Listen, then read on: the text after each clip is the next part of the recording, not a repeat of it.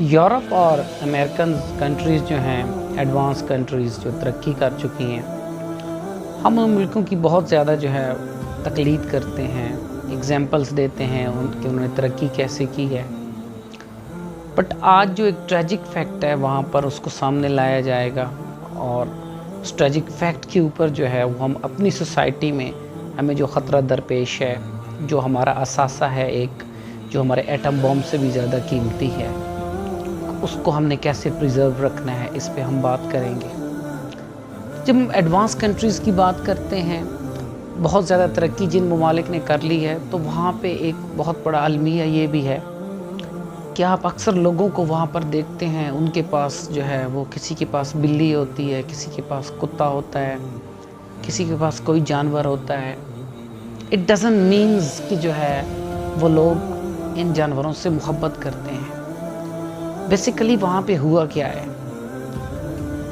ان ممالک کے لوگ جب ترقی کی دوڑ میں گئے ہیں تو وہاں پر وہ کلیپس کر گئے ہیں ایک چیز کے اندر. وہ اپنی اس ترقی کی دھن میں اپنے فیملی سسٹم کو برباد کر بیٹھے ہیں، اور اس قدر برباد کر بیٹھے ہیں کہ وہ تنہائی کا شکار ہو چکے ہیں، اور اس تنہائی کو دور کرنے کے لیے وہ جانوروں کا سہارا لے رہے ہیں. سوچیں کہ جو انہوں نے ترقی کی ہے وہ کس طرف ہے، اور یہ جو ایک ان کا ڈاؤن فال ہے یہ کس طرف ہے. ماں کی گود انسان کی پہلی درسگاہ ہوتی ہے. اس کا گھر جو ہے وہ اس کا پہلا سکول ہوتا ہے. جن لوگوں سے وہ سیکھتا ہے اور گھر کے ماحول سے وہ کچھ اڈاپٹ کرتا ہے، وہاں سے وہ جذبات کو اپنے اندر سمیٹ کر لے جاتا ہے، جو اس کی جو کمنگ لائف ہے اس میں بڑا امپورٹنٹ رول پلے کرتے ہیں.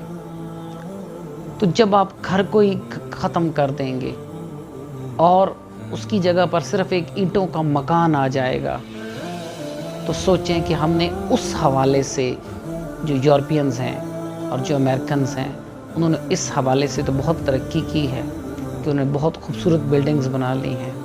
لیکن اگر ان بلڈنگز کے اندر جا کر جھانکا جائے، ان کو اندر سے جا کر دیکھا جائے، تو وہ کس قدر تنزلی کا شکار ہو چکے ہیں کہ ان کو جو ہے وہ اپنی تنہائی کو دور کرنے کے لیے کسی دوسرے انسان کا سہارا میسر نہیں ہے.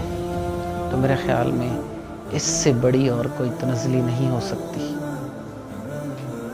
Now as compared to Pakistan, جہاں پر ریئل فیملی سسٹم پایا جاتا ہے، اور اس فیملی سسٹم کے اندر ایک محبت، ایک اخوت، ایک احساس، جذبات، ایک اسپیشل قسم کی وابستگی ہوتی ہے. جو اہل خانہ ہوتے ہیں، گھر کے جو افراد ہوتے ہیں، اور اسی وابستگی کو لے کر وہ جب سوسائٹی میں جاتے ہیں تو سوسائٹی کے اندر بھی وہ ایک جو ہے نا وہ ایک وابستگی پیدا کرتے ہیں، اور اس سے جو یہ میٹریلسٹک لائف ہے اس کے خلاف جنگ کرنے میں ہمیں مدد ملتی ہے. اسٹل پاکستان جو ہے یہاں پر ایک مضبوط فیملی سسٹم ہے، جہاں پر جو بیٹا ہے وہ باپ کا بہت بڑا سہارا جو ہے وہ کنسیڈر کیا جاتا ہے، اور جو ہے بیٹی کی محبت وہ والدین کے لیے جو ہے وہ بہت قیمتی چیز ہوتی ہے. بہن بھائیوں کی محبت بہت قیمتی ہوتی ہے. تو یہاں پر سیکریفائس کیا جاتا ہے رشتوں کے لیے. یہاں پر محبت، الفت اور اخوت جو ہے ایسے جذبات کو پروان چڑھایا جاتا ہے.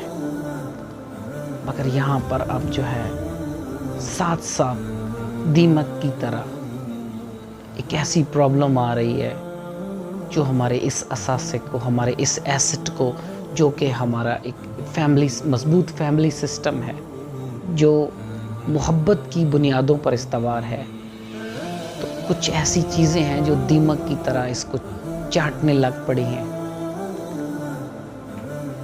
اس میں بہت بڑا فیکٹر گھریلو ناچاکیاں ہیں، پسند ناپسند کا معاملہ ہے، معاشی مسائل ہیں اس کے اندر.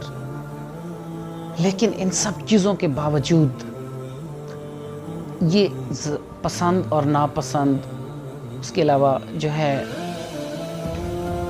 ایک ہی گھر کے اندر جو ہے وہ برتری لینے کے لیے جو جنگ جاری ہو چکی ہے، مختلف مسائل ہیں ہر جگہ پر، چاہے وہ ایک گھر کے اندر جو فیمیل کے رشتے ہوتے ہیں وہ آپس میں ہوں، چاہے وہ میل کے ہوں یا پھر میل اور فیمیل کے ہوں.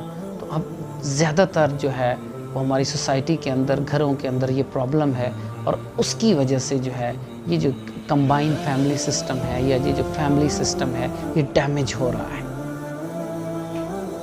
اگر یہ ہمارے پاس فیملی سسٹم ڈیمیج ہو جاتا ہے تو یقین مانیں، اور ہم اس کو جو ہے وہ ٹرانسفر نہیں کر پاتے اپنی اگلی جنریشن میں، ہم اس کو پروٹیکٹ نہیں کر سکتے، تو آئی ڈونٹ تھنک سو کہ ہمیں ہمارے پاس جو ایٹم بم ہے اس کو اتنا پروٹیکٹ کرنا چاہیے.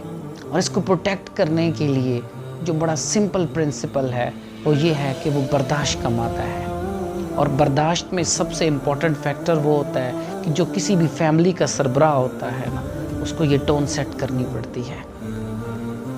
ہم اکثر جو ہے مہنگائی کا جب زور پڑتا ہے ہم اس کو برداشت کر جاتے ہیں، لیکن ایک عجیب بات ہے کہ ہم معیشت کی چکی میں پس کر بھی اس کو برداشت کر لیتے ہیں، لیکن ہم سے اپنے جو افراد خانہ ہیں ان کی اگر کوئی تیز و تند بات آ جاتی ہے ہمارے پاس تو ہم اس کو برداشت نہیں کر پاتے.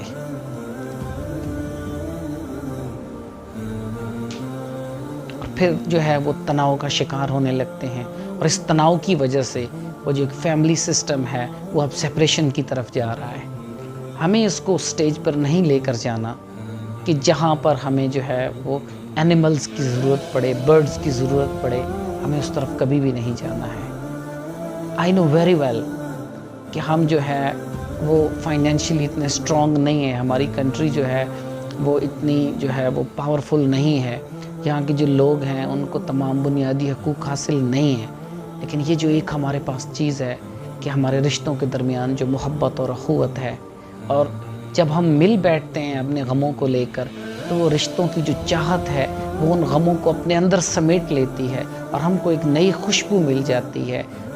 تو یہ بہت بڑا جو ہے وہ ایک خوشی کا باعث ہے، یہ بہت بڑی بات ہے جس کو ہم نے قائم رکھا ہوا ہے.